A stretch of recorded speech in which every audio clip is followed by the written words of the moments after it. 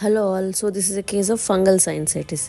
ఇక్కడ స్కాన్లో కూడా మీరు చూసినట్లయితే రైట్ సైడ్ కంటి కింద భాగాన మొత్తం తెల్లగా చీమ్ పట్టింది, లెఫ్ట్ సైడ్ నల్లగా ఉన్న ముక్క బాగున్నట్టు, అంటే రైట్ మ్యాగ్జిల్లరీ సైనస్లో కంటి కింద భాగంలో చీమ్ పట్టింది అని అర్థం.